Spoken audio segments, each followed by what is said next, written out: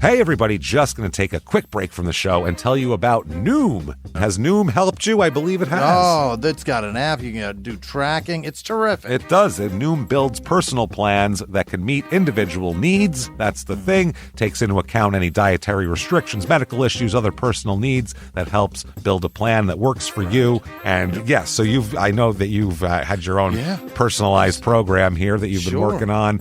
And it's weight loss This is weight loss results that last. They stick around because you get yourself into a lifestyle change. That's what matters. That's mainly it. You can't just say, I'm going to cut that out for a month and then go back to it. That's not what it is. So I'm glad it's helping you. That's great. And it really does. I like the psychology and biology-based approach here. Yeah. Noom Weight uses psychology. That's why they say losing weight starts with your brain, but it also takes into account your unique biological factors, Jimmy. All of your multitude flora and fauna that goes on inside of you there. Sure. Yeah. Stay focused on what's important to you with Noom's psychology and biology-based approach. Sign up for your trial today at Noom.com, Noom.com here, based on 3.5-year study of actively engaged Noom users with minimum starting BMI of 25. Individual results may vary. Visit our website for more information.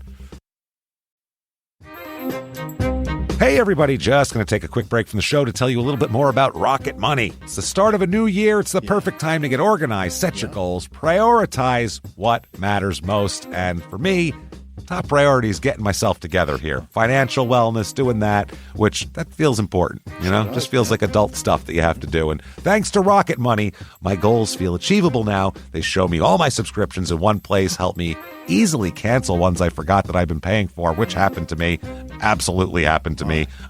For years, I was paying for something. I was like, what is going on here? Rocket Money found it and saved me lots of money since then, because it's been a while. So they did a great job here. Rocket Money is a personal finance app that helps find and cancel your unwanted subscriptions, monitors your spending, and helps lower your bills so you can grow your savings. Rocket Money has over 5 million users and has saved a total of $500 million in canceled subscriptions, saving members up to $740 a year when using all the app's premium features. Cancel your unwanted subscriptions and reach your financial goals faster with Rocket Money. Go to rocketmoney.com/smalltownmurder today. That's rocketmoney.com/smalltownmurder. rocketmoney.com/smalltownmurder. Now back to the show. Welch's can't make everything make sense. Like why your mom still listens to the radio or what she meant when she sent that emoji. But a zero sugar drink that's still full of fruit flavor, we made that make sense. And strawberry, passion fruit, Concord grape, and more. You gotta sip it to get it. New Welch's Zero Sugar. Let's fruit stuff up.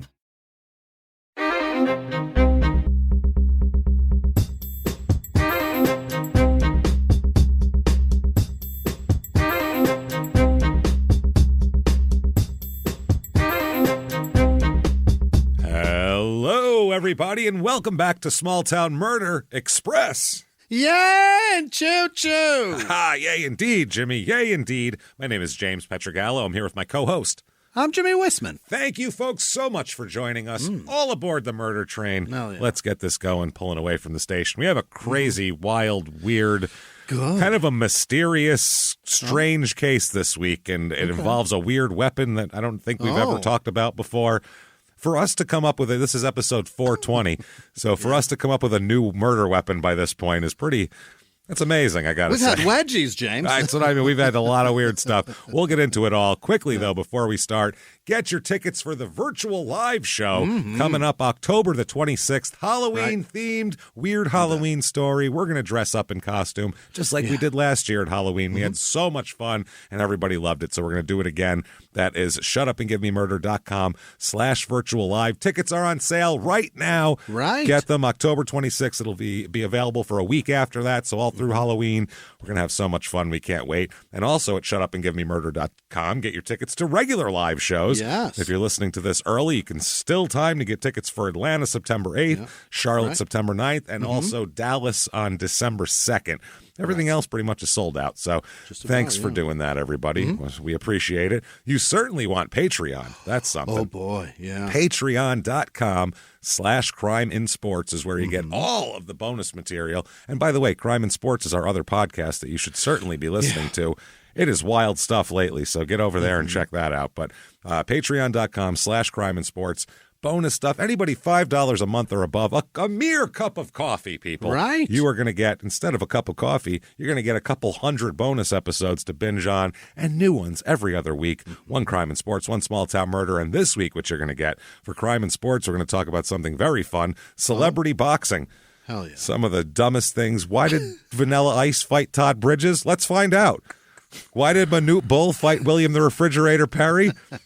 Let's find out. Why did Joey Buttafuoco fight China? We'll talk about it. Then we'll talk about the results. It's going to be wild stuff. Then for Small Town Murder, we're going to talk about, this is amazing, Victorian household dangers. Sounds weird, but trust me here. Late 1800s, early 1900s, your house is the most dangerous place ever. Everything is made of poison and is explosive. People are your toilet is explosive. Middle of the night, you go sit down on the bowl, you could easily explode. It's that crazy at the time. Safer to be at the bar and drink. It really is. We'll talk all about that. Safer to be where Jack the Ripper is in this time. We'll talk all about that. Patreon.com/Crime in Sports is where you get, Patreon. Yes, that's how you do it. Patreon. Right there. That's Patreon. /Crime in Sports. That's the one. Do that. And also, so much to plug this week. September the 18th, Your Stupid Opinions is finally coming. Yes, it is. It is a Monday morning. It'll be every Monday morning. Our new podcast. It'll be about an hour long, and it's going to be us making fun of everything reviews from the internet. It's so much fun. We cannot wait. We can't wait to show it to you, put it that way. So that said, I think it's time to get into this. I think it's time, everybody, to sit back. What do you say? Let's clear the lungs, all of us. We got to get ready. Arms to the sky, and let's all shout, "Shut up and give me murder." Let's do this, Jimmy. What do you say? Let's go on a trip, shall we? All right, we're going to Iowa. Oh, boy. Iowa. We were in Hawaii before. Now we're in Iowa, which is Hawaii, Iowa. Hawaii. Right. We could combine them for the week. We're going to Earlville. Oh. Guy named Earl. He's got his own Ville. Earl. For him. Good for you, Earl. That's nice. This is in northeastern Iowa. It is between Cedar Rapids and Dubuque. Oh, over there. In between those two. Yep. Yeah, it's out there. Population of this town, buckle up, everybody, 891. Oh, Earl. It is very small. This is a farming community, put it that way. Our whole thing that takes place on a farm this week. It's a farming community. Median household income around here, $60,127, a few thousand higher than the national average. Sure. And the median home price here is $204,000, which is much lower than the national average. Yeah. So it's affordable, but you have to be between Cedar Rapids and Dubuque to get it is the problem. So it's kind of out there. That's the issue. Both of them are big places. Dubuque, is that? No, it's not a Dubuque is not a no. I don't think it's a big place. It's a metropolis for Iowa, isn't it? I mean, for Iowa, maybe, but I mean that's pretty sliding Cedar scale. Rapids isn't it? is a lot. That's a lot of town, right? Is it, Jimmy? I don't know. We go to like Omaha and we go, what the hell? There's nothing here. What do you think? Cedar Rapids is probably worse, I would imagine. A little smaller. Yeah, I don't know. We'll see. History of this town, 1852, very quickly. George M. Earl came here. Yeah. And made it Earlville. Him and his wife and family, they settled in. And at one time it was known as Nottingham. Oh, much better. Much better, which was after a stockholder in the railroad. But then they named it after this Earl guy instead. Yeah. And the government changed the name to Earlville because of a conflict with another community by that name very close by, Nottingham. They were all naming it after this guy. 1838 or 1883, the Masonic Town Hall was organized. Oh, yeah. They built a building for $5,000 and, all this shit. So $5,000, a whole building. $5,000. It was a big, a 3-story brick building for $5,000. 1883. I mean, $5,000 was like an immense amount of money back then. But which was the same. Oh, that'd be amazing. You could build that. It's like half a block, this place. It's awesome. Yeah.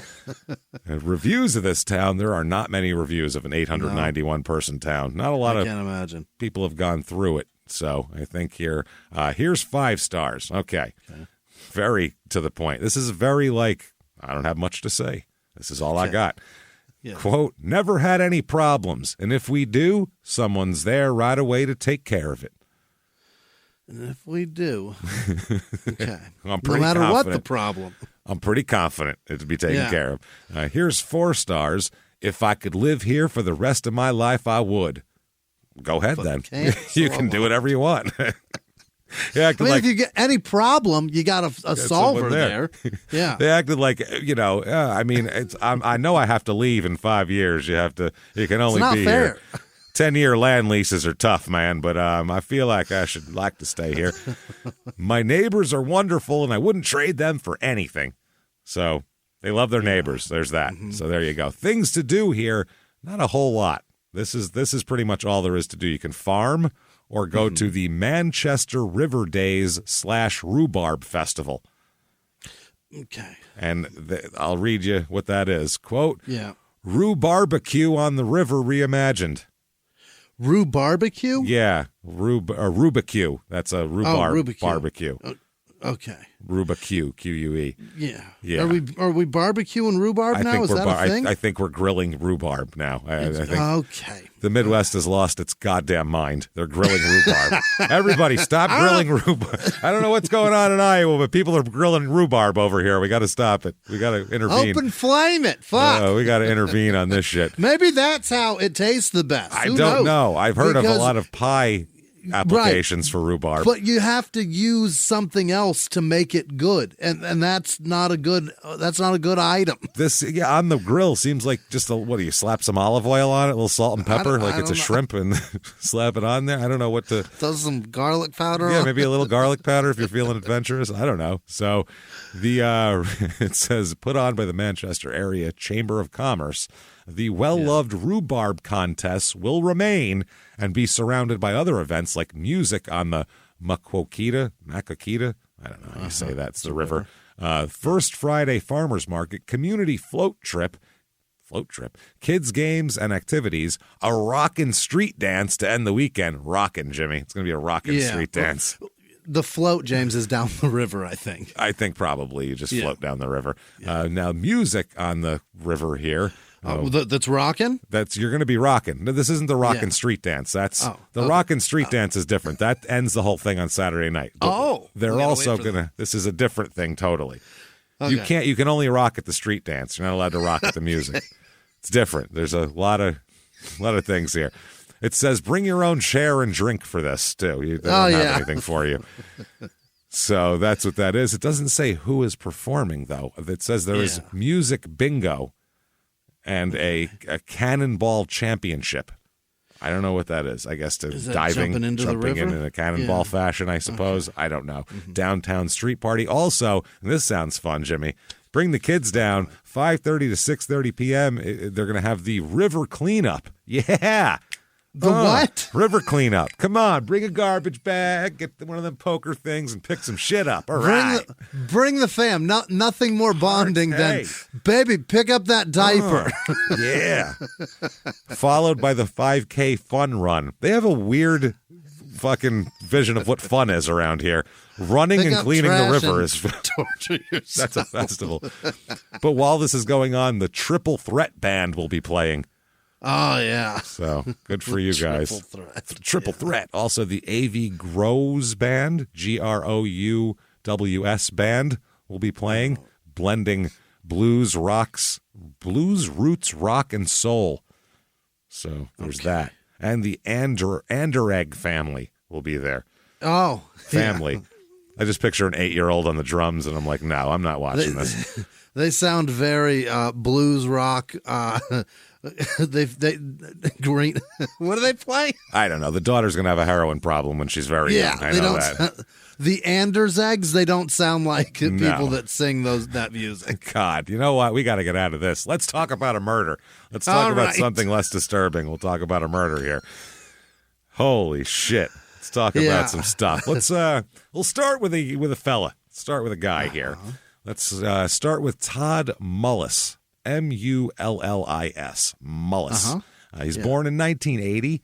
Now, Todd, this is the words that are used, not only in court documents, but by his friends and everything, is this exact phrase keeps coming up. Quote, Todd is very passionate about farming.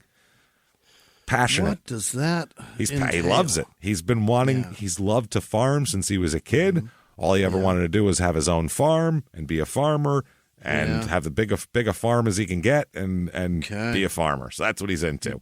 He wants to own a dog named Bingo. The whole thing. He's everything just as a kid, all those toys were farm related. You know what I mean? Tons of farm toys. Yeah. There's always tractors and shit like that. Yeah. So they were always giving see how there could be a love affair with it. That fucking cord you pull and the thing spins around. The cow says moo. Well, he also grew up on in farms, which helps also, I think. Too. Like I never thought that I never put two and two together of, I can go to a farm and hang out there. That was never even a thought that was possible. You know a lot of Italian farmers around these parts, Jimmie? Oh! You never thought to fucking grow some rosemary, James?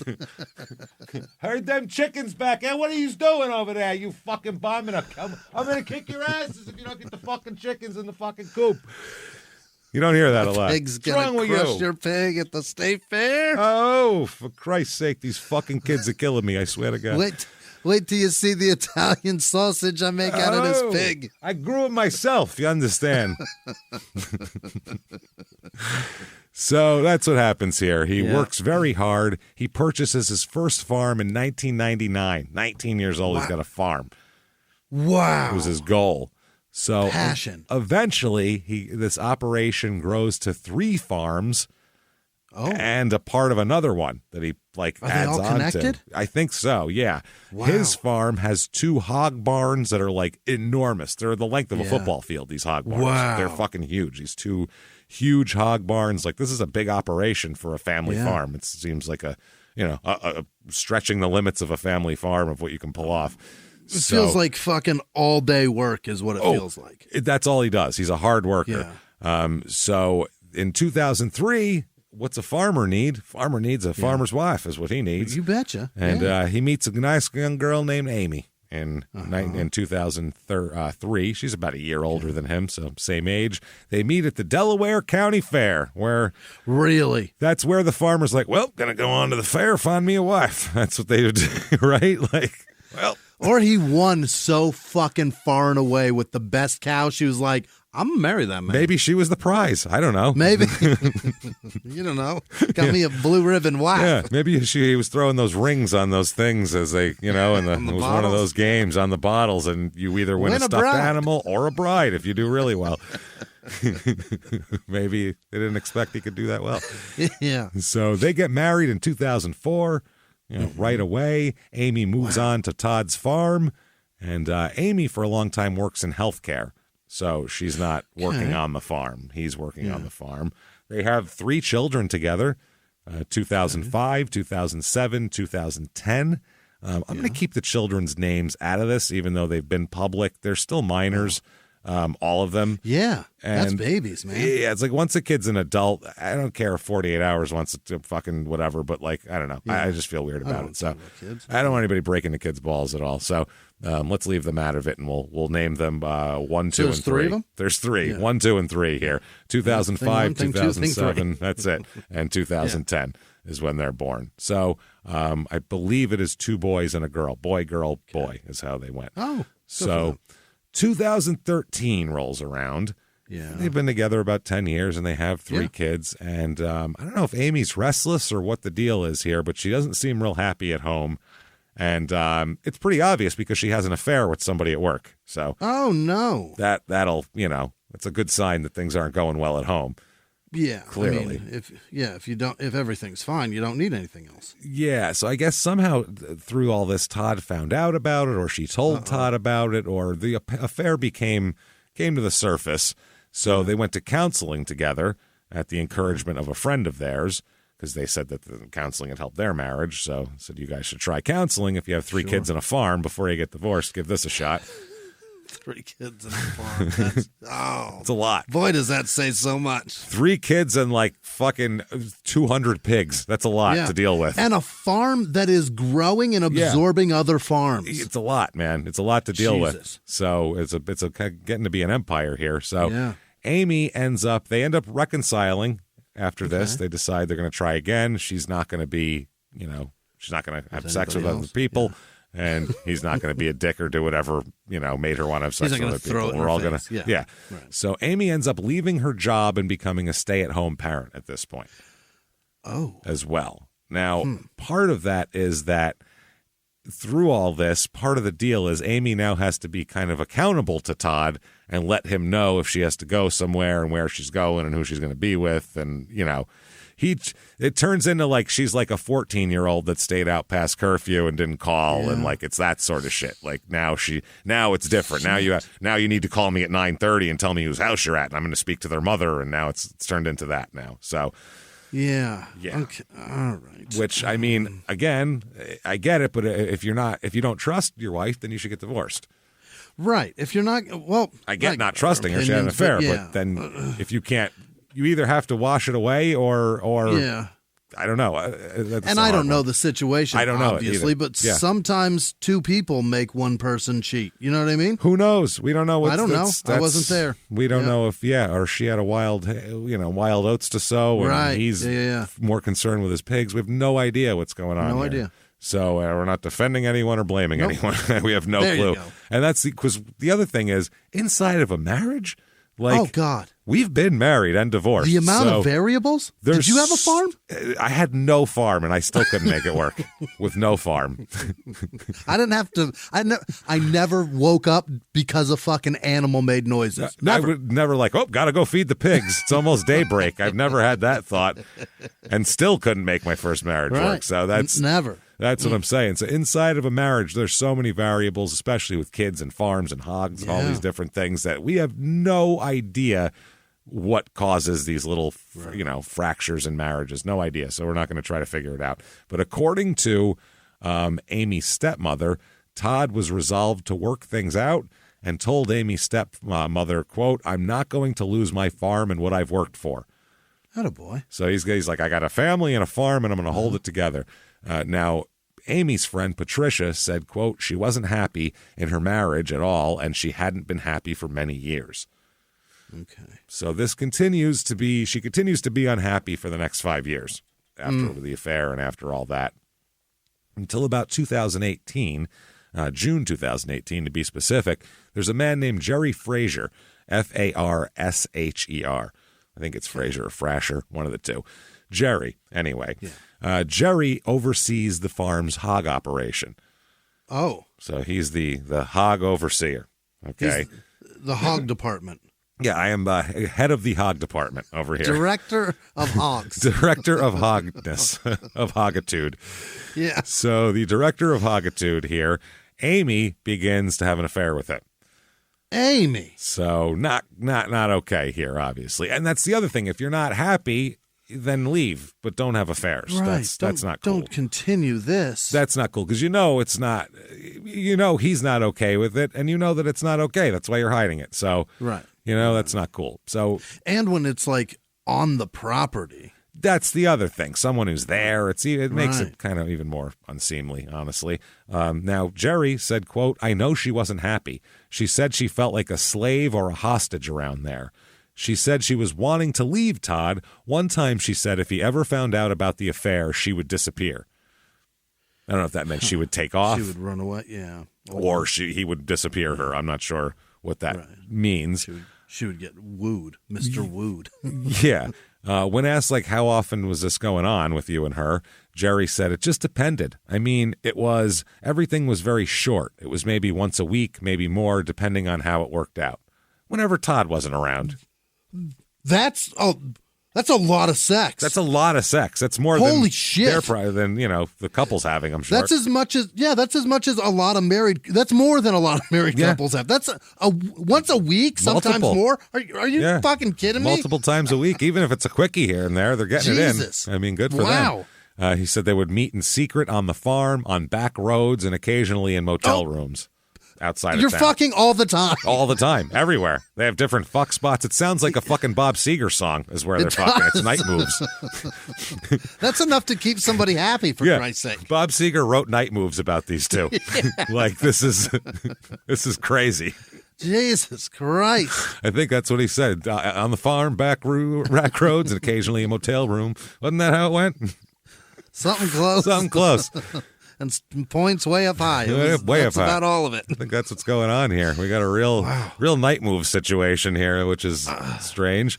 I just can't imagine. That's so much sex. That's a full affair. That's a lot of extracurricular sex is what that is. Too much. Yeah. So July 2018, there is a text message confrontation when Todd reviews a phone bill and says, wow, that's a lot of talking between Amy and my hog guy here. Oh, no. So it shows that they texted in this July 2018 phone bill, or from June or whatever the fucking bill was from. It showed that they had texted more than 100 instances of them texting in a month. In 1 month? Okay. In a month, which seems more than hog related. That feels like probably just meet me here. Okay, be there. That's it. I mean, like, because I guess in a conversation, if it was about hog related things, one back and forth could be 30 texts. You know what I mean? Then here? No, it was there. Okay. Right. So Tuesday, are we doing that? No, the guy said this. Is he coming Wednesday or Thursday? Well, he said he could come. You know what I mean? Like, you could go back and forth a lot. So, but it's still suspicious. Especially if it's out of nowhere. Normally, there's not 100 texts. All of a sudden, now there's 100 texts. It seems. It feels like Amy's trying to get caught, though, because if you text on a phone, anybody that's in control of that bill is allowed to see exactly what those words are. So what is she doing? She's not trying to hide anything, that's for sure. This was, I think, a paper bill that was just, here's all the text. Yeah, it just showed the numbers, And so he confronts them in July, and Jerry told Todd, quote, I said it was about other stuff, like showing pigs. Oh, not fucking your wife. It's about non-fucking your wife stuff, like pig stuff. Stuff that doesn't involve dick wet stuff. Yeah, stuff with my dick being super soft. That's what everything we talked about is like total flaccid shit. Like no firmly behind a zipper. No nothing. Erectory subjects. So Todd then called Fraser's wife, called Jerry's wife, and was like, "Hey, I got a lot of texts between your husband and my wife here, and what the fuck is up with that?" And their discussion seemed to placate Todd, where he was like, "Okay, I guess it's fine." Now, Fraser's wife thought Todd was a little bit loopy. He was like, "That guy's a little fucking crazy." He was a little, because he was very aggressive with the whole thing. So then Jerry said 2 days later, Todd called us both back and apologized, meaning him and his wife. He asked us to quit texting, and we did. He said, if you could just not text my wife, that'd be great. And so they stopped texting. Now they would just meet up and fucking, whatever. So Jerry said he told Amy, we need to slow down. Your husband's calling my wife. This is a problem. Yeah.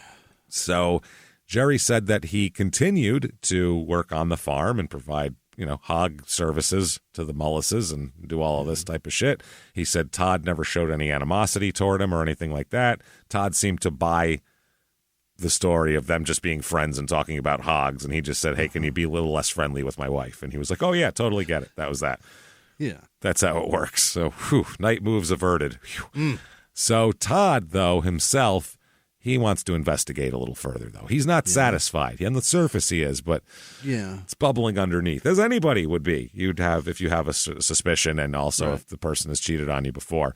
So he shared his suspicions with Amy's stepmother as well. And Todd, again, questioned a mutual friend of theirs who's one of Amy's former coworkers about Amy's behavior, and told her that told the friend that Amy's acting just like she had during her first affair. I know this behavior. So at one point, their friend suggested maybe you two shouldn't be together. If you think she's constantly cheating, and she might be constantly cheating, maybe that's because you have a shit relationship. And he said, quote, I've worked for this farm since I was 11, and I will not give it up. You don't have to. That's tough, man. That's tough. Hey, everybody, just going to take a quick break from the show to tell you about the safest sponsor ever, Simply Safe. Absolutely, these people will keep you safe. It's amazing. You know that every 26 seconds a burglary takes place in the United States, according to the FBI. That means that by the time this podcast is over, dozens and dozens of homes will have been targeted, ransacked. God knows what happens here. So protect your home before it's too late with Simply Safe proactive security system. Simply Safe helps stop threats before they even have a chance to break in. Named Best Home Security System by U.S. News and World Report 5 years in a row. And by us for about the last 8 years as well. If you trust us, believe me, you want Simply Safe. So visit simplysafe.com/small to claim 50% off a new system with professional monitoring plan and your first month free. That's simplysafe.com/small. There's no safe like Simply Safe. Now back to the show. This show, Small Town Murder, is brought to you by BetterHelp. Get yourself some therapy, everybody. Honestly, here. We often hear about, red flags that you should avoid. Hey, that's a lot of a thing. It's become a real phrase now, real cliche. Yeah. But why don't you focus also, you look at like green flags in friends and partners. Look for good things as well. Right. And maybe you're not sure what that looks like, though. Therapy can help you figure that out. What are positive things? What are the green flags? And then you can practice them in your relationship. It's absolutely a fact. And so, honestly, we absolutely are huge advocates for this. It really, really helps. BetterHelp is fully online, making therapy affordable. It's convenient. They serve over 5 million people worldwide. You can access a diverse network of more than 30,000 credentialed therapists, wide ranges of specialties there. Here's the coolest part.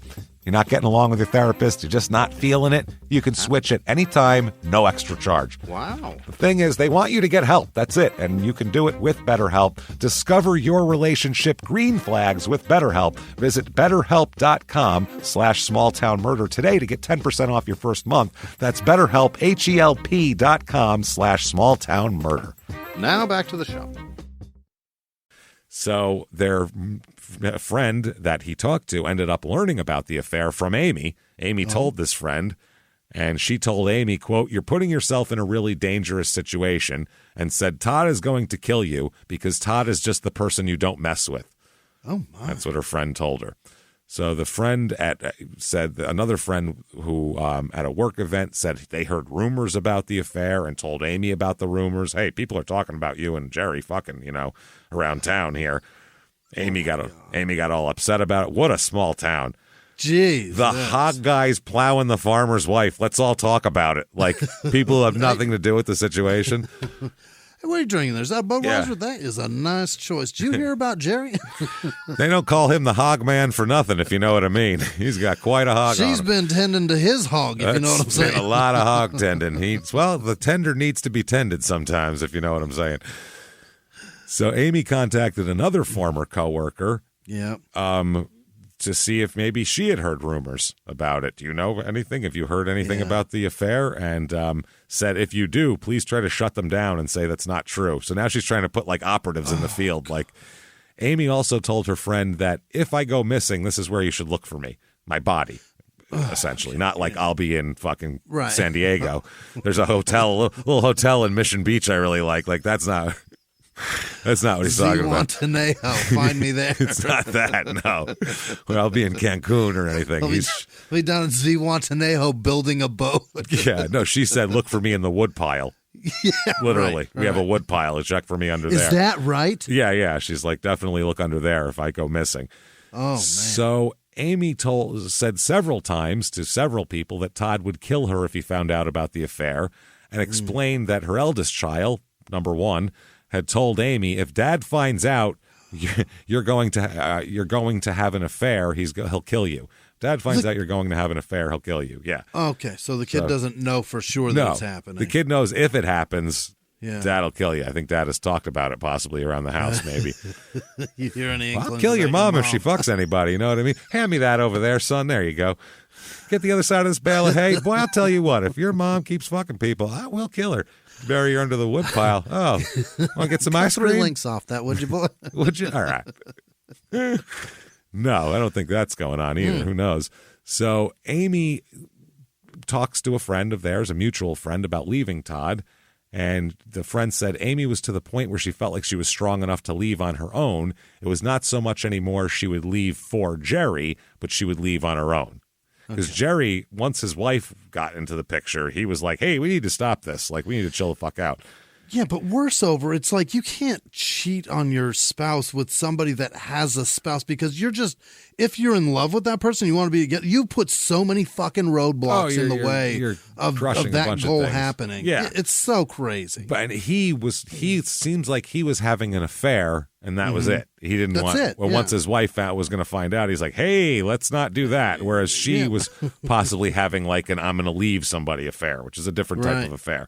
So she's checking my phone now. This sucks. Yeah. So I got a lot going on. This is a lot to deal with. So her friend said Amy said she was quietly looking for jobs and somewhere to live. And that same month in 2018, in July, Amy explained to another friend that Todd didn't want a divorce because, quote, he would lose half of everything and it's also socially unacceptable. Okay. Because there's a town of 800 people that are going to make fun of him, right? That are going to make fun of him, or judge him, right? Yeah, whatever all it is, all the shitty feelings, right? Whatever it is, they're going to talk shit about him at church, or I don't know what, or at the county fair. I have no idea. Whatever gathering they were, rumors were flying about affairs of people. Who cares? So, yeah, that's a lot. So on another, and this is 2018. This isn't 1958. This is 2018 we're talking about. Socially unacceptable. Wow. On another time, Amy said that Amy explained to the friend that, quote, she was scared of Todd, and if he found out about wanting a divorce or having an affair, that he would kill her. So she's told multiple people this. Not that that means it's true. That's the thing. Right. So August of 2018, Amy's grandmother dies. Oh, no. And Amy's brother said by then Amy was planning to divorce Todd, and she told her family about it also. And she said she expected Todd to flip out, but she was extra worried. She goes, that's to be expected. But she was very worried that, number one, Kid 1 would be angry with her for leaving Todd as well. Sure. Yeah. Kid 1 is 13 at this point. So, she wants to hold it all together, I'm sure, this kid. He does. So Amy asked her brother to store some of their grandmother's furniture so that she would have some furniture when she left Todd. So that's how much she's planning. She's like figuring out how she's going to get a love seat. Like she's already decorating her place that she doesn't have. That's wild. So at the end of the month, Todd told a mutual friend, the same mutual friend that keeps getting it from both sides. This poor person. Can you both stop talking to me about your private business? For the love of, get a therapist and talk to them, because I am not the one. You're both making me lose so much sleep. This is a lot. One calls and the other calls. So Todd said that Amy told him there were rumors about her having an affair, and that she cried for hours because she should leave because Todd said that Amy said, you're all better off without me. Like, everybody's going to be better. Like she's trying to make it like she's making a sacrifice to leave. Okay. People are talking bad about you, and I'll just leave and make it easier. Because she's trying to make him not flip out. Yeah.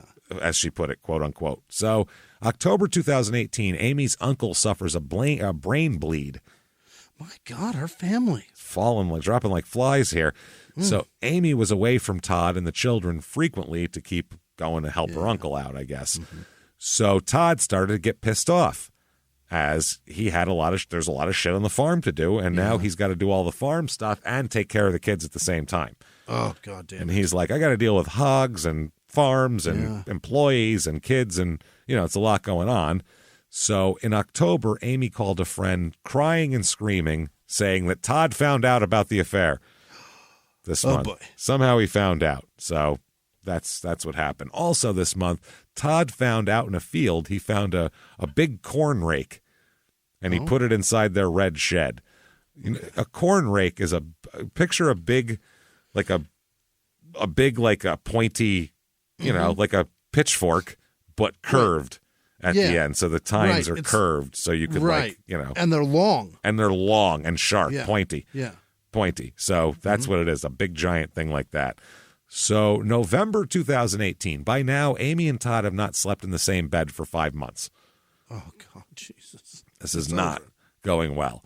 November 6, 2018, Amy has an outpatient medical procedure. It's an ablation. It's, What is that? It's a menstrual thing. It's a female parts that Jimmie just made a grossed out face like, ew. I don't want to be a part of that. Ew, blood. No, it's not necessarily that part. It's just that's their business. I don't. I don't have any opinion one way or the other. It's inside the woman stuff. parts there. We don't know if whatever. I don't know. Good for you, Amy. Fuck that is. Ablaze yourself, silly. So upon discharge, she has a 10-pound lifting restriction and rests at home for a few days. So then by November 10th, Amy texts, her friend texts her to see how she's doing. And Amy says, quote, "Thanks. Okay. Things are still very tense around here. Just not sure of anything anymore." Okay. So that morning, number one, Kid 1 and Todd left the house to go check on some off-site hogs. Yeah. Some other place they have hogs. Wow. You know, they got auxiliary hogs. He's got on-site hogs, off-site hogs. You know, the hogs. Those hogs moved out. They have their own place. You got to check on them every once in a while. They're down in Hogville. They're doing real good down there. I'm telling you, they got jobs. Everything's working out. Then they returned to the farmhouse for breakfast. Amy made breakfast. Yeah. After breakfast, Kid 1 and Todd go out to the North Hog Barn on the farm. And since it's, like I said, long as a football field, huge. Right. At 10:12 a.m., Amy emails Jerry and says, "Do you know what I'm doing today?" Now she's moved to email, by the way. Oh, boy. See, it's email instead of the phone because "Do you know what I'm doing today? Cleaning fucking light fixtures in the barn. What the fuck?" That's what she says, or WTF, but what the fuck. So a few minutes after Kid 1 and Todd leave to go to the North Hog Barn, Amy comes out to join them. So I guess they were working to prepare the barn for incoming infantile hogs. Now, they're not babies. They're just very immature. Yeah. They're very immature hogs, very infantile. They laugh at farts and everything. They laugh at farts, and they're just, they throw things in restaurants. It's really, they need to be matured a bit. Lots of puns with these pigs. So many puns, and it's just, loud burping like during a wedding. Very inappropriate times. Very rude. So Todd was arranging nipple feeders in the pens. Hot nipple action. Kid 1 was bringing heaters from a storage area to the pens, and Amy was cleaning the light fixtures because that doesn't require lifting. She cleaned the fixtures while standing on a 5-gallon bucket, which doesn't seem safe. Yeah. So Kid 1 and Todd noticed that she seemed unsteady, and they asked if she was all right, and she said, yeah. She continued to work but looked unsteady, so both Kid 1 and Todd said, "Why don't you stop working on the light fixtures? You look a little wobbly there." Todd said, "Amy, why don't you go get a pet carrier from the red shed," which is like 30 yards away from the hog barn. The pet carrier weighed about 10, 15 pounds. Okay. So Todd asked Amy to either take the pet carrier to their shop building across the yard or just leave it out for them and then they'll take care of it. So Kid 1 and Todd continued to work in the hog barn for about another hour and a half. After Amy left, Kid 1 took over cleaning the light fixtures. At some point, the kid lost sight of Todd while they were in the hog barn and didn't know for how long because he's cleaning the light. They're both doing separate things in the hog barn. And you're looking up. There are no hogs up there. Totally, yeah. So Kid 1 was out of Todd's sight when he stepped into a small office in the corner of the barn to get a drink of water a couple times. That's when this was. When Todd noticed the pet carrier was not in the yard or in the front of the shop, he sent Kid 1 to get the pet carrier out of the red shed. Apparently your mother didn't get the pet carrier. Go in the shed and get it for me, please. So the kid goes into the red shed, and he finds Amy on her hands and knees face down. Oh. And, sit on her hands and knees, crawling almost, and she has a corn rake sticking out of her back. Oh, Jesus. Yeah, buried in her back. She's like sitting up, though, on her knees. So the kid yells for Todd, obviously. This is a horrible thing. You found your mother like this. Impaled. Amy's unresponsive at the time. Oh. She's not answering or anything. So this kid is smart, too. I mean, for a 13-year-old kid, the kid checks whether Amy has a pulse, if she's breathing. I mean, most kids would have ran away or freaked out and screamed. Yeah. He got right down and was like, "Does mom have a pulse?" He's delivered a cow by now. He knows what the fuck's happening. And that's the thing. On farms, you deal with life and death and births, and I feel like maybe you might be a little calmer in a situation like this. Blood and viscera are much easier digested as a child that grew up on a farm. Absolutely. Yeah, totally. You understand things live and die. Not your mom, obviously, but you might stay calm enough to know to check a pulse and not just go, and run out of there. So kid one yells for Todd and checking for a pulse. Todd runs over and tells the kid to get the truck and bring it over. You know you're on a farm and you tell your 13-year-old to go get the truck. 13-year-old, go get the one with the 3 on the tree. And he knows. He's like, I'll be right here, Pops. So Todd doesn't help her at all or call 911 while he waits for the truck. Really? But when the truck pulls up, Todd, kid one sees Todd pull the corn rake out of Amy's back. Really? Pull it right out. So at this point, the kid gets in the passenger side of the truck, and Todd puts Amy in the kid's lap, and they go to the hospital. So he's got his mom with puncture wounds in her back on his lap going to the hospital. While he's driving, he calls 911 at 12:01 p.m. He said Amy fell on a corn rake. He said his 13-year-old son yelled for him, and he found his wife unresponsive in a shed at their home at the 225th Avenue in Earlville. Here, he said that the operator told him to pull over and perform CPR, which he did. Then a deputy arrives on the scene. He takes over CPR because he's probably better at it. Yeah. So when on the 911 tape, he said, "I'm headed there. I'm about to Oneida." And they said, "Okay, you're headed where?" "Okay, what's that?" And he said, "The hospital. I just grabbed her and threw her in the truck." So now the deputy said, "I saw a young man look like he had blood on his coat, flagging me down as he pulled up." And then this cop rushed to help Amy. He said she was unresponsive and not breathing, no pulse. She had quite a bit of blood on her and on her clothes. We put her on the ground, and I started doing chest compressions. So as he's doing chest compressions, he asked Todd what the fuck happened. Todd said he wasn't sure, but he said that Amy had been dizzy earlier, and so he assumes that she accidentally fell on the rake while trying to get a pet carrier. Okay. So they asked the kid what happened, and the kid says he was with his dad the whole time, and he was working on the farm with his dad the whole time. They asked Todd what happened, and he just said, found her with a corn rake. He says that his wife was in a crunched-up position with a corn rake impaled in her back. Yeah. Before then, they were working in the hog building on their property. It was Amy's first day out of the house since undergoing surgery, he said. He said she helped clean light bulbs. She seemed to have dizzy spells, so he told her to rest inside. Yeah. He said he pulled the thing out of her back, and there we go. I mean, she was, at this point, an ambulance pulls up. So the cop called the ambulance. And it seems like jumping in the car and hauling ass and then calling 911 seems pretty fucking weird. But again, you ever have a farm? That's what I mean. I don't know. You're like very self-sufficient on a farm. Yeah, that's the other thing. You go, well, I don't need an ambulance. I have a truck here. I'll just put her in it and go. Why the fuck? Right. Now, the point of an ambulance is there's medical help being rendered in the ambulance on the way, which helps the whole thing. That's the point of it. But you might go, we do for our own here, throw her in the truck and let's fucking go. I mean, that's... And if he thinks that she fell, then he doesn't have any reason to, not disturb everything. That's what I mean. Yeah, let's help mom. That's what I'm saying. It's very hard because it's a panic situation.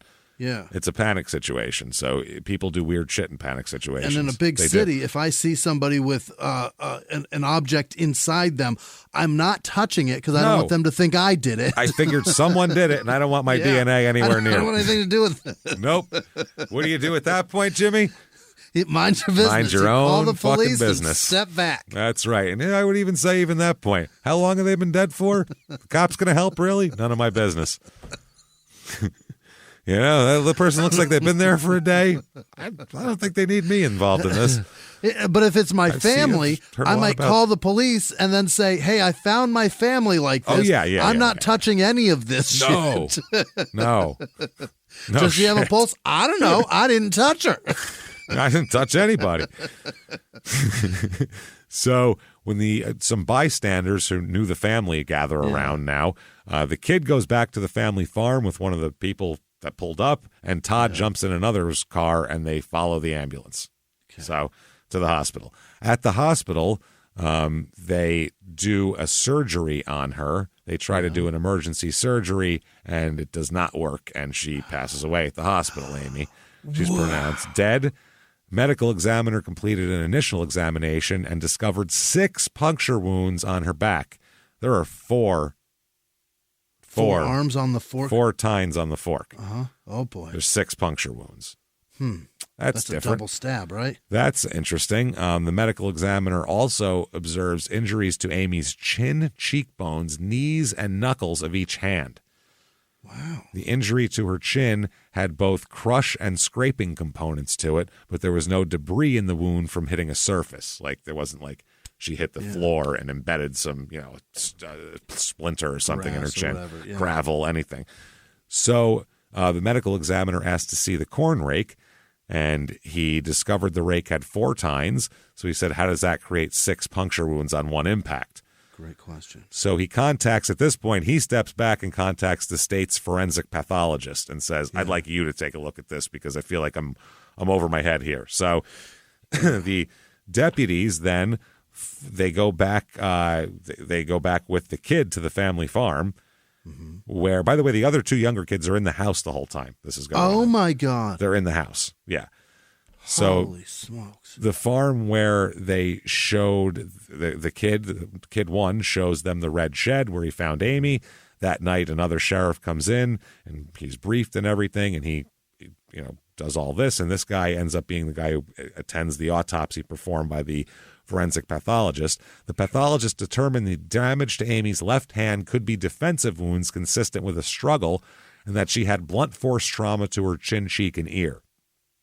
When examining the puncture wound to Amy's back, pathologists discovered 2 different wound paths.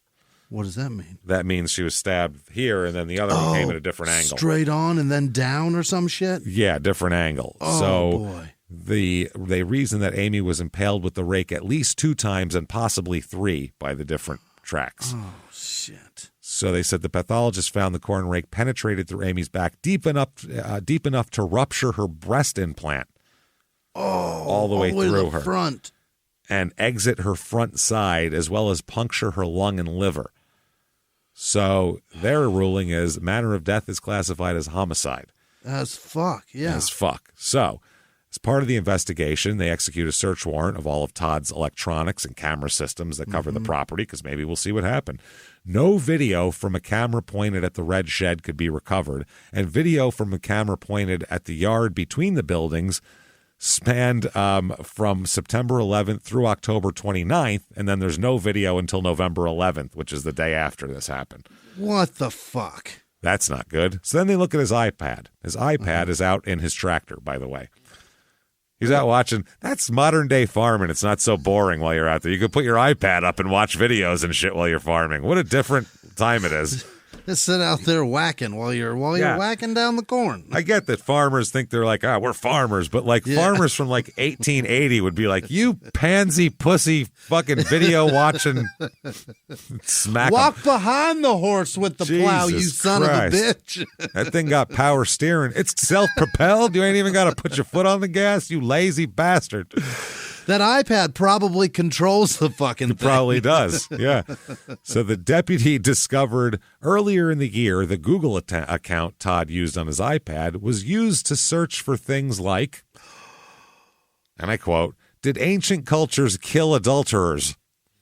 Oh, Todd. Thrill of the kill, thrill of the hunt. I mean, that could be hunting stuff. Yeah. I don't know. Famous quote, no thrill like that of hunting man. Okay, never mind. He clarified. He's literally looking for the clarified quote. Yeah, he clarified. He clarified it. Thrill of the kill, thrill of the hunt. Hey, maybe he's a woods guy. He's a farm. Nope. It's man. Hunting man. Then, just in case it wasn't enough, once you hunt man, you will always feel the thirst. He looks up a quote for that. He wants to see if he kills, if he'll want to kill again. I guess, if maybe this is a new profession. What happens to cheaters in history? Then, quote, killing unfaithful women. What? What to do with large open chest wounds. Oh, my. And organs in the body. Where are they? Yeah, that's... Holy. Wow. Hey, Hey, everybody. Just going to take a quick break from the show to tell you a little bit about Sono Bello. You know, the most known secret with celebrities and influencers and all these famous people is so many of them have had lipo. They've had lipo, whether it's a little touch-up here or a total makeover. Yeah. Nobody has a perfect body. That's the thing. No. They may look like it on TV, but there's things that help that. Absolutely. Lipo now has changed, and Sono Bello's been at the forefront with using LAL technology and getting those beautiful and natural outcomes for each person. Looking real natural. Our friends at Sono Bello are offering their best deal. You're now included in their winter savings event, but appointments are limited, so please get on this. Sono Bello doctors are masters in micro laser fat removal, a brilliant technique that removes stubborn fat permanently wherever your problem areas are. Tummy, love handles, thighs, arms, it's gone in one comfortable visit. Eating healthy and workouts are great. Keep doing that, but if you want to lose that stubborn fat in one visit, check out Sono Bello. Save big during their winter savings event. Schedule your free consultation now at sonobello.com/smalltownmurder. That's sonobello.com/smalltownmurder. Now back to the show. Hey everybody, just going to take a quick break from the show to tell you a little bit more about our stylish friends at Quince. That's right, let's go elevate your styles, people. Get it going, look good out there, and you can do it now without breaking your wallet, without breaking the bank, because at Quince, you can get high-end, versatile pieces at prices we can all actually afford, which is very nice. You want to get good stuff that lasts and it's good, and they have quality stuff that's very affordable, and you can do like we did, upgrading our stuff here, well, still being a very reasonable price. Quince only works with factories that use safe, ethical, responsible manufacturing practices, along with premium fabrics and finishes. It's all quality stuff. You're going to love it. Trust us, it looks good. And I've got the leather jacket. It's a very high-quality item. Real nice, soft leather. Jimmie's got his linen pants he's rocking. Yeah, they're terrific. Come on, be like us. Be fashionable. Get in there with Quince. Indulge in affordable luxury. Go to quince.com/smalltownmurder for free shipping on your order and 365-day returns. That's QUINCE.com/smalltownmurder to get free shipping and 365-day returns. Quince.com/smalltownmurder. Now back to the show. Hey everybody, just going to take a quick break from the show to tell you a little bit about a very cool place, Thrive Market. Yes, we are both looking to get into the healthy swing this year. The problem is I don't know what's in everything, and I don't know if even I'm qualified to even read the labels to know if that's good or that's bad. Right. There's chemicals in things, and there's things floating around. I don't know what I'm doing out there. One of my favorite features, and I know you were talking to me about this, is the Healthy Swap Scanner in the Thrive Market app. Yeah, it's simple. You scan any item, and it'll instantly suggest a cleaner, healthier grocery alternative, it's great. Amazing. Yeah. That's great. Thrive Market also takes the guesswork out of finding these safe, healthy foods. For example, like I'm trying to get my protein intake up for energy. I'm always moving around. I need stuff, and I love that you can filter their site by the high protein options. Nice. It's very cool, and you can personalize this portion, and you can put filters on it, and get ready. You should be ready for a junk-free start to 2025. Get ready for it and head to thrivemarket.com/smalltownmurder and get 30% off your first order plus a free $60 gift. That's THRIVE market.com/smalltownmurder, thrivemarket.com/smalltownmurder. Now back to the show. So following the autopsy between this and that, they're like, okay, well, let's gather our suspects here. We have Jerry, first of all. They clear him as a suspect right away. He has an alibi and everything else. So, how's your search history, Jerry? Well, Jerry, let's take a look at your shit. The police officer said he sat next to me in my unmarked police vehicle and we talked for an hour and a half. Jerry readily admitted to the affair, but insisted he couldn't have killed Amy. He was at home in Anamosa, 45 minutes away. And just like Todd, his son is his alibi. He said his college-aged son had excellent recall, and so they had gotten up and spent all Saturday morning doing work, and they watched college football. They went through his cell phone records at the time this happened, and they said we could see that Jerry's cell phone had cell activity around 10:45, 11:45, 12:45, all of that down in Anamosa. Okay. So they eliminate him. They also eliminate his wife as a suspect, too. Oh, yeah, because she could be furious. She could be pissed, so they eliminate her. Then they talk to their friends of theirs, and they say, Patricia, the one friend of Amy, said, I asked her why she stayed, and she said she was scared of Todd, and if he found out about wanting a divorce, that he would kill her. Jerry said one time, if she said he ever found out, she would disappear. A friend named Terry said, she said, Tear, if I ever come up missing, have him look in our new timber. Terry said, I told her, Amy, you're putting yourself in a really dangerous situation. And I said at that time, he's going to kill you. Mm-hmm. And she said, they asked why. And Terry said, because Todd is just the person you don't mess with, like we said before. So they and Terry, let's sit down, Todd. And he describes his marriage as a very healthy marriage. Is that right? Very healthy. They said, you were a loving husband, would you say? Were you kind to your wife? He said, you can ask anybody. I was. Okay. That's not a yes. What is that? When people mean yes, they say yes. Yes, then maybe right. they say, yeah, you can ask anybody. Totally. But they would say, yes, I am. And you can ask anyone. So they said, okay. Then the cop said, how would you describe your marriage to me? And he said, pretty tight, actually. It's a weird way to describe a marriage. Pretty tight. Pretty tight? Pretty tight with my wife. We're close friends. Tight. We're very close friends. We're business partners, Wow. So they said, yeah. And Todd said, communication was great. We were together all the time, it was good. Yeah, between us, it was good. Verbal diarrhea. Weird answers, yeah. That's salads. That's what that is. That's a word salad made into a word diarrhea crafted into a salad. Mm. So then they said eventually they go through all this shit, and the cop's like, yeah, okay. And here's him describing him.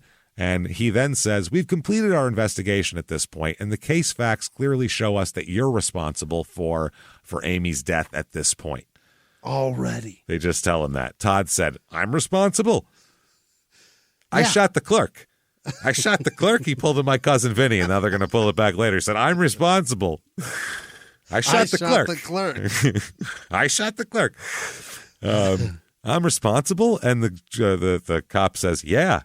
And Todd says, how? Again, That's not a denial. No. That's, tell me your case. What evidence can I know? refute? Yep. That's what it was. So the cop says, Todd, you were there. Yeah. So he then goes on.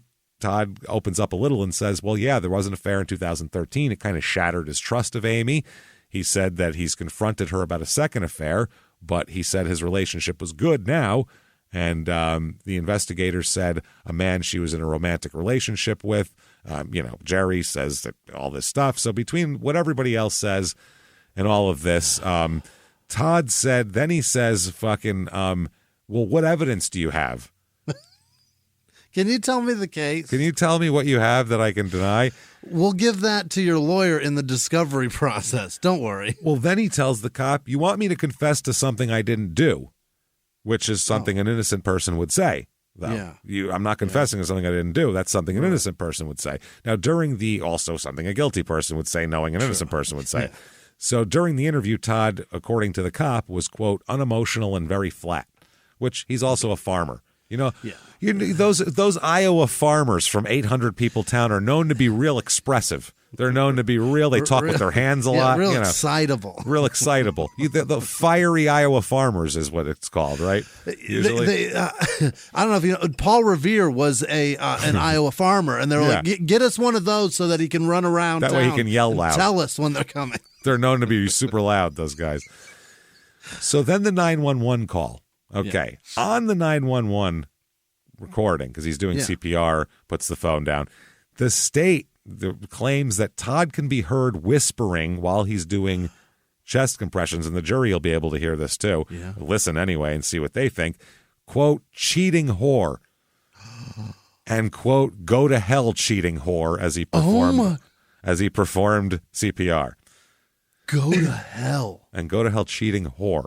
Wow. So he claims that that they should disregard the state's argument as it relates to the 911 tape because you can't clearly hear what he's saying. Todd mutters something under his breath. They said, while it's barely audible, it is consistent, the jury finds, the court finds, because they're wondering, is it going to be admissible? So the judge says that it is consistent with Todd calling Amy, quote, a cheating whore and telling her to go to hell, cheating whore. So the jury will be allowed to listen for themselves and believe or disbelieve and hear whatever they want. So hear what he said, whatever came out of his mouth, and discern for themselves if he said it. If he said it. He wants the trial moved because he says, Christ, when my wife has an affair, everybody talks about it. And they said, no, you're good.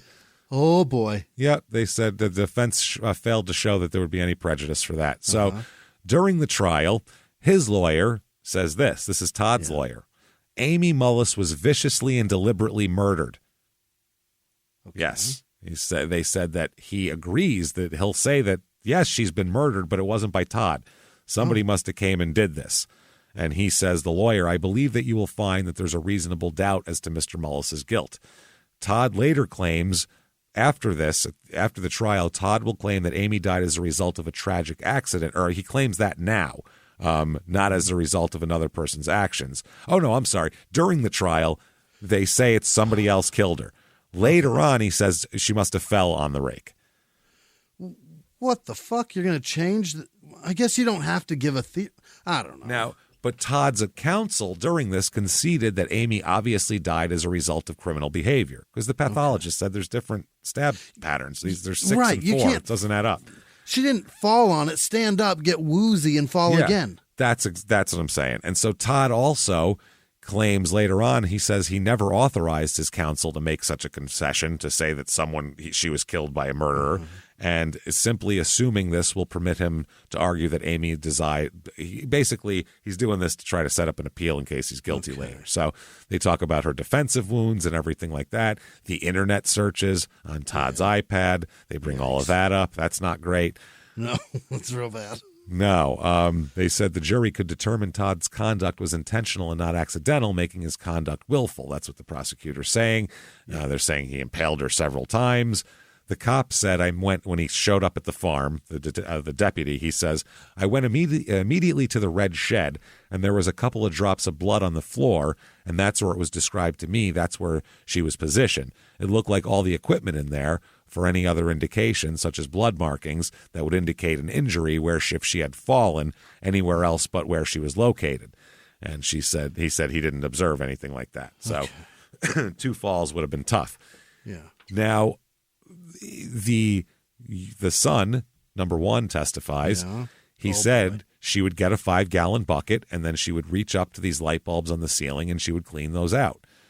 And he also said, quote, she was getting dizzy.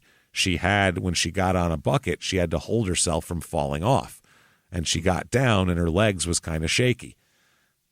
So he said he was worried about his mom because she just had surgery. Right. He said, I think I remember saying, are you all right? Do you need help cleaning them? And then Dad kind of asked the same thing, and she said, no, like I'm fine.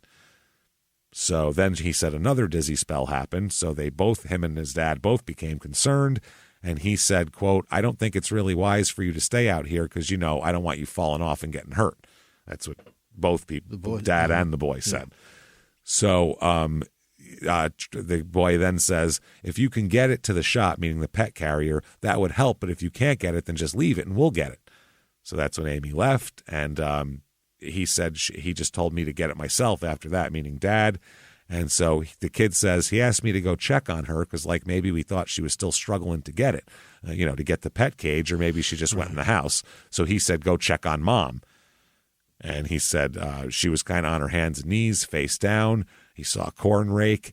He said, I checked her pulse on her neck and her arm. I just kind of freaked out. My anxiety level went from 0 to 100 in a split second. I'll bet. I bet. Yeah. So they said that they were trying to get her out of the shed. Todd testifies. Oh, boy. Says, I just wanted to help her. I just wanted to, let's go to the hospital. There's something wrong. I'm a doer, I guess. Oh, boy. I guess I just wanted to help. I was in reaction mode. I wanted to get her to the hospital. He told the jury that there's no security camera footage from the day that he died. He said he believed his cats accidentally knocked the antennas off the window ledge while they were trying to find a warm spot to sit. Said the colder it gets, the cats go to heat, and there's a heater right below the window, and the sun comes up in the morning, and they sit in the window. Also, cats are assholes. So you know how it goes. So they said about the internet searches. What about that? Oh, did you do those? He said, no, I didn't do those. Oh? He said, I have no idea who looked that up. He said other family members used the iPad, including Amy. Oh. So he's saying maybe it was those people. He said occasionally others used the iPad. Amy had the password and used it for bills and price quotes and stuff. He said it was possible she might have used it for personal items as well. He denied doing searches regarding cheating spouses. Yeah. There was a thing about searching for wedding dresses as well, which is very strange. And they said, the defense attorney said, have you ever searched for wedding dresses? And he said, I've never searched for wedding dresses. And they said, did you ever do a Pinterest search? And he said, no. They said, do you know what a Pinterest search is? And he said, I don't even know what Pinterest is. So there's that. They said, Todd, did you ambush your wife in that shed that day and brutally beat her and chop her up with a corn fork? And he says, no, I did not. Uh-oh. And we don't like that. I like contractions, especially from a farmer who uses a lot of contractions. Mm-hmm. They said, do you know who did? He said, I have no idea. Mm-hmm. So the prosecution said he did it because he didn't want to lose his farm. The state says there's no evidence that he did it. Somebody else did it, but not him. Okay. So his defense says that. His defense. Verdict, 7.5 hours over 2 days is what the jury deliberates. Oh, boy. First-degree murder is on the table here. Yeah. They find him guilty of first-degree murder. Dude, that tape is so fucked. That's a tough one. Yeah. So how do you get around that? That's what's tough. Sentencing you, sir, may fuck off life without parole. That's first degree, automatic.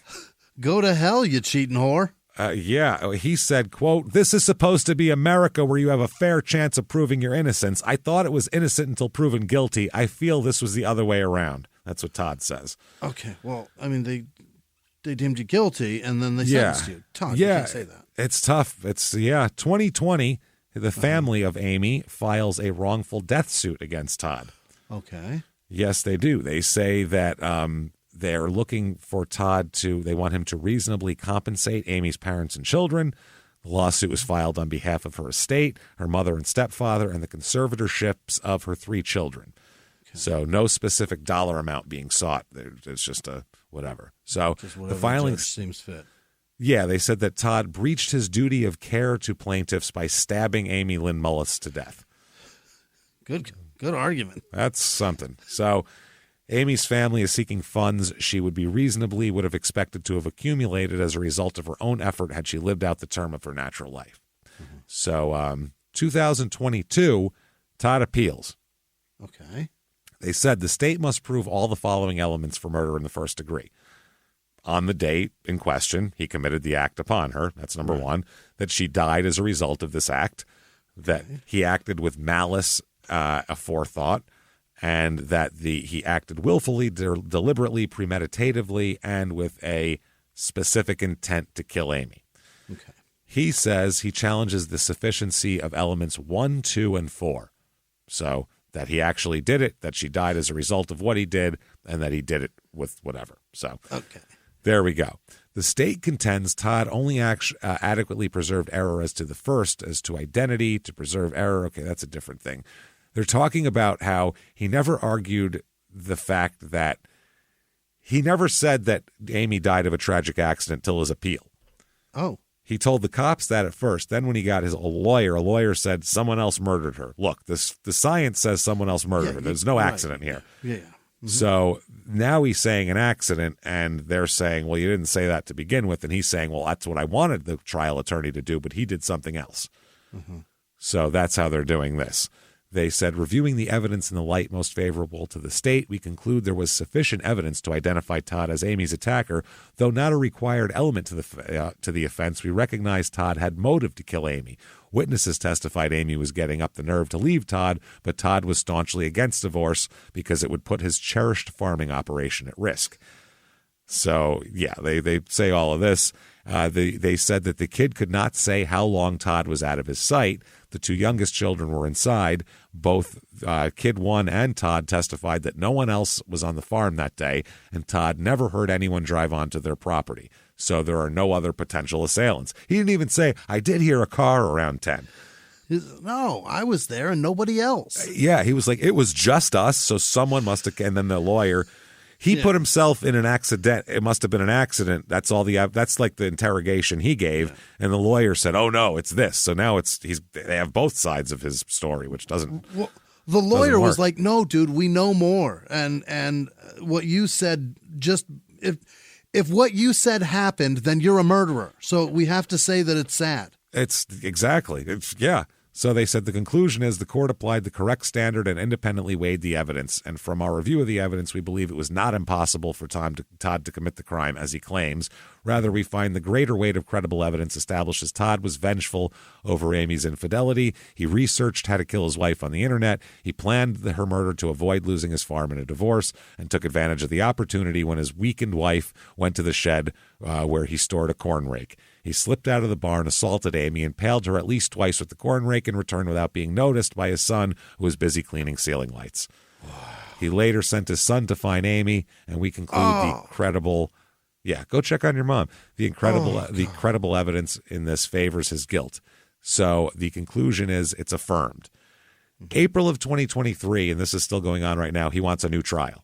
Really? Yeah, he argues in a request for a new trial that there exists evidence of material facts not previously presented and heard that requires vacation of the conviction. So if he's got new evidence, that's the only way he can appeal here. Yeah. And I'd love to hear it. That's what I mean. We're open to hearing evidence. Evidence is great. There isn't a whole lot of evidence. Yeah. So if there's any more. The way this sits right now, there's a really damning tape. You said she's dead. Nobody else is there. The evidence shows she was murdered. You're a murderer with tough. That evidence. And that tape fucking confirms it. That confirms it. But he says that's not what he was saying. He says that's just your interpretation, which I don't know. No. You're doing CPR, doing things that sound like go to hell cheating whore is a really... I don't know what sounds like that. 1, 2, 3, 4. Those are the only things that you're supposed to be counting. You count chest. Does chest compression sound like go to hell cheating whore? Go to hell. Maybe there's a rhythm to go to hell cheating whore. That's 1, 2, 3, 4. Maybe that's. I don't know. I don't know anything about medical anything. So. He states he wants to argue that Amy's death was an accident, not a homicide, and it's something his counsel did not do. And so that's going through right now. Who knows what will happen? But there's a lot of people that believe in Todd's cause. Really? A lot. There is a change.org petition, a free Todd Mullis wrongfully convicted. There's also a couple of websites that are toddmullisinnocent.com, freetoddmullis.com. They said Todd did not murder his wife. He's a hard worker, a loving and faithful husband and father who became a victim of bad policing, shoddy investigation, and even worse, an overzealous prosecutor and law enforcement agents thirsty for convictions in order to further their career ambitions of becoming a judge and a sheriff. The justice system failed Todd horribly, and as our country's founding fathers once said, it's better that 100 guilty persons go free than that one innocent suffer. They said the evidence was not along the lines of what was just heard. The attorneys failed to effectively represent Todd and advocate for him and his rights. And because this was the opening, they say this in the change.org petition. This is his attorney. Quote, "Good morning, folks. I agree with some of what the state has just mentioned to you in the opening. The evidence is much along the lines of what you just heard." So they're saying that means that he was agreeing with stuff that Todd doesn't agree with. Okay. So there's also a Facebook group called Todd Mullis is Innocent that has 2.7 thousand followers. Wow. So there is this isn't a small thing. Yeah. This isn't small. And we have no fucking ideas. Don't fucking yell at us. We're telling you what's out there, what is public, and what's presented. I don't know if he killed her. I don't know if he didn't kill her. I don't know. I have no idea. So what I'm going to do is go listen to a tape right now. Yeah, let's let the courts sort that out. Yeah. So they're trying to do that. They say about the Facebook group that there's no physical evidence and nothing proving that Todd committed this murder. Todd had a terrible defense team, did not receive a fair trial. He recently had a hearing to attempt to get a new trial. The judge denied the motion and sentenced Todd to life in prison, no possibility of parole. This is a group to support Todd and fight for his freedom. So who knows? We'll see what happens. Either way, Amy, there's no recourse for her. Yeah, this is tough. So there you go, everybody. Whether you think Todd's innocent, guilty, we don't know. We're not there, and we're not on a jury. So we didn't hear all the evidence. What the judge said.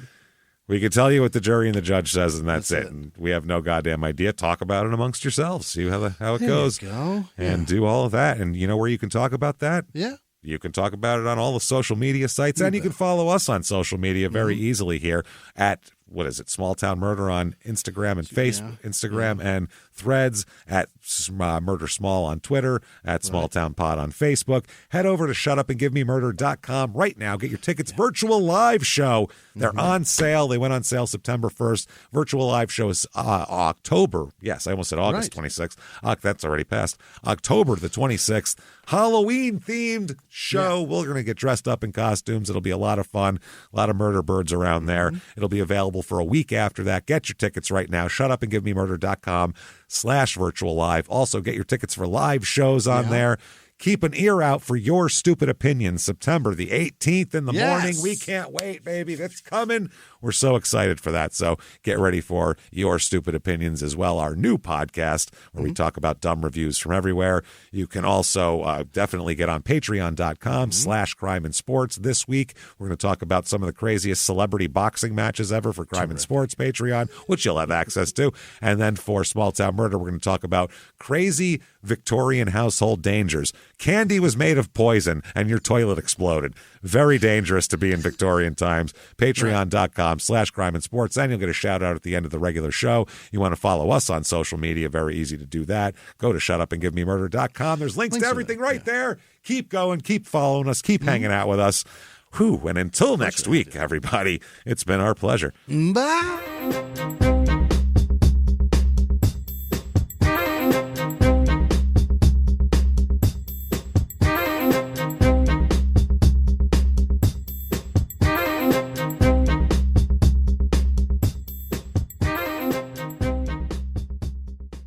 If you like Small Town Murder, you can listen early and ad-free now by joining Wondery Plus in the Wondery app or on Apple Podcasts. Prime members can listen early and ad-free on Amazon Music. Before you go, tell us about yourself by filling out a short survey at Wondery.com/survey. He was hip-hop's biggest mogul, the man who redefined fame, fortune, and the music industry.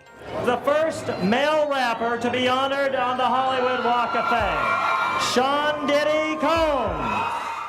Diddy built an empire and lived a life most people only dream about. Everybody know ain't no party like a Diddy party, so. Yeah, that's what's up. But just as quickly as his empire rose, it came crashing down. Today I'm announcing the unsealing of a 3-count indictment, charging Sean Combs with racketeering conspiracy, sex trafficking, interstate transportation for prostitution. I was up. I hit rock bottom, but I made no excuses. I'm disgusted. I'm so sorry. Until you're wearing an orange jumpsuit, it's not real. Now it's real. From his meteoric rise to his shocking fall from grace, from law and crime, this is the rise and fall of Diddy. Listen to the rise and fall of Diddy exclusively with Wondery Plus